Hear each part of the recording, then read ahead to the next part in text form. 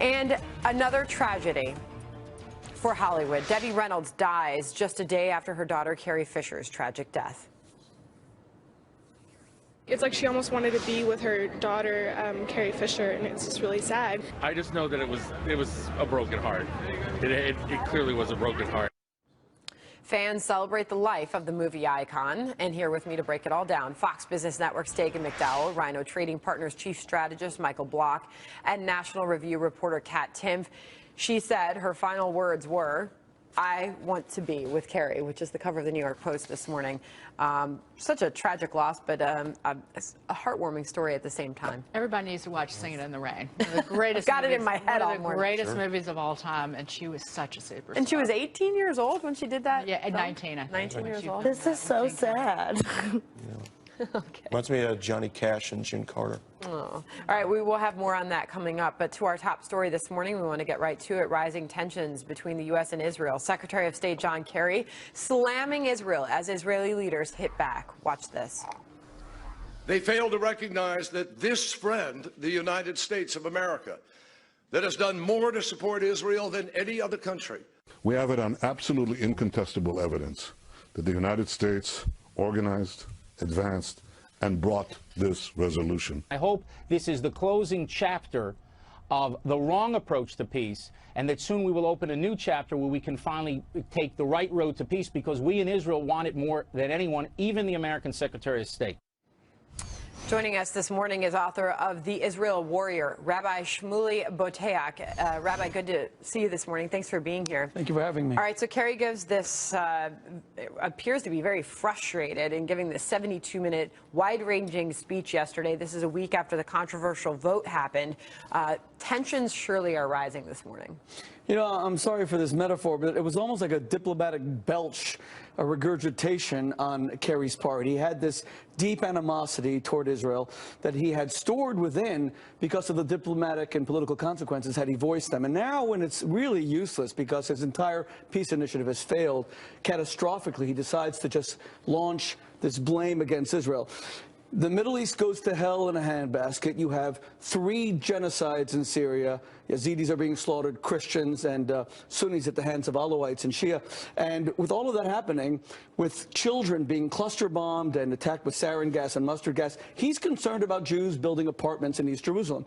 And one begins to question his obsession, this fixation. Does he not see what's happened in the Middle East that is just on fire under his watch? What is this obsession with Israel? I think it's very disturbing to the American Jewish community to see this obsession play out.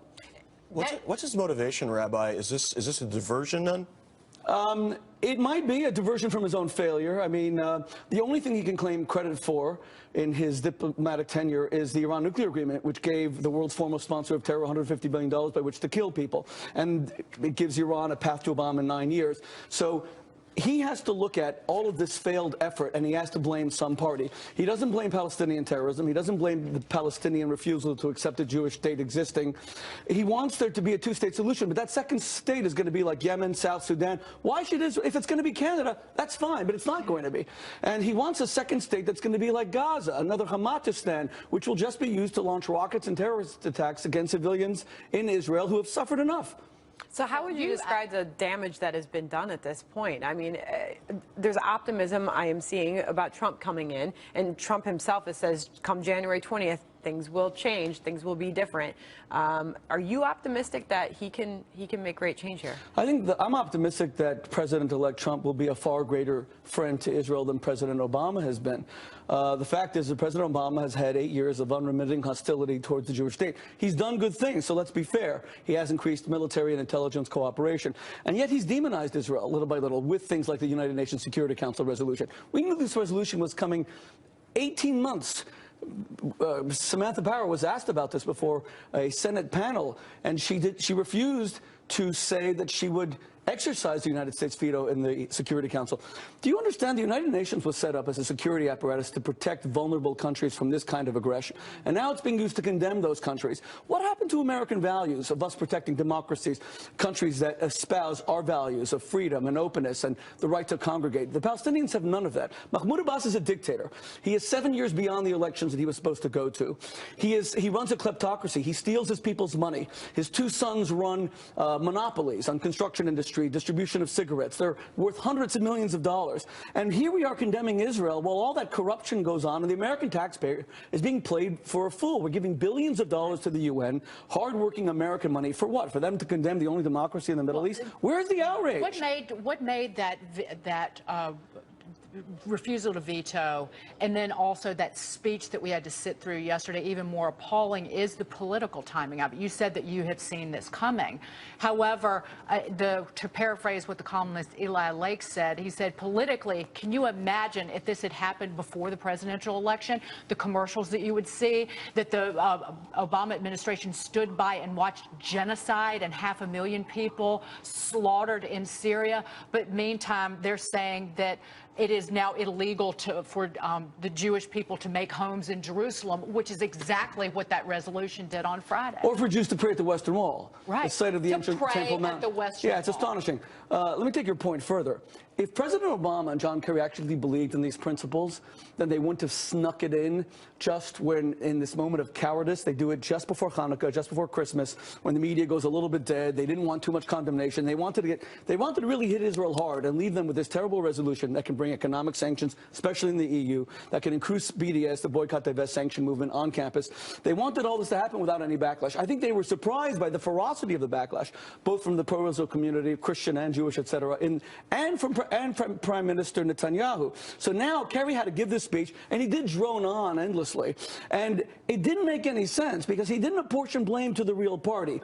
Any fair-minded person looks at the constant rockets coming against Israel, the stabbings, the trucks that are driven into civilians, and they say, there's a good side and a bad side here, and probably democracy and the free and open society is the good side. But can we get to the collusion, though? Because, I mean, there are strong charges coming from Israel, the Prime Minister himself, that the Obama administration was behind the push for this resolution. They say they have ironclad evidence, but they're not going to turn it over until the new administration comes in, the Trump administration. Why not turn that over now? Why not show that to the Israelis? Why not show that to the American people? That's a good question. I would assume because they feel that the Obama administration would take that information and skew it and try to explain it away, whereas a more fair-minded, open-minded administration will accept it and maybe put it out to the American public.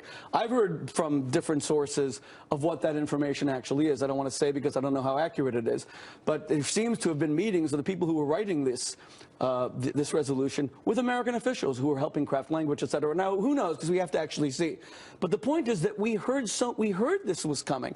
Listen, my organization, the World Values Network, we took out a full-page ad of the New York Times 3 months ago warning against this and saying to President Obama, you will mar your legacy forever. This was in the air. Samantha Power, the UN ambassador, made her name opposing genocide. She won a Pulitzer Prize in 2002. Look at her legacy now. Through the month of December, while Aleppo fell, while we watched Arab children being bombed to smithereens, they're sitting and helping to craft and push a resolution against the Jews. It rings of all the wrong messages of this blame for the Jewish entity, while these Arab kids are dying, for goodness sake. Beyond that, they brokered a deal with Iran that praised for the death of Israel. There were ballistic missile tests earlier this year that carried the Hebrew message, Israel must be wiped out. And as a nation, we're sending $1.7 billion in pallets of cash to Iran as a ransom that will surely be used to fund terror. At every step. Let's not forget that Israel's the canary in the coal mine. When you say to fund terror, we're not just talking about Israel, which Iran threatens with annihilation every, a few times a week. Death to America, death to America. You know, we have to remember that Iran's ultimate enemy is Iran sees Israel as the client state of the United States. The great Satan is America. The idea that we are funding terrorism, the idea that that's the great diplomatic achievement of this administration. But now to end the administration with a diplomatic assault on Israel, when there hasn't been one United Nations Security Council resolution against Syria, against Iran, against Russia for supporting all of this, the carnage in Aleppo. Remember, Hezbollah is an Iranian terror proxy army right on Israel's northern border. My son served in the IDF on that border, having to face Hezbollah.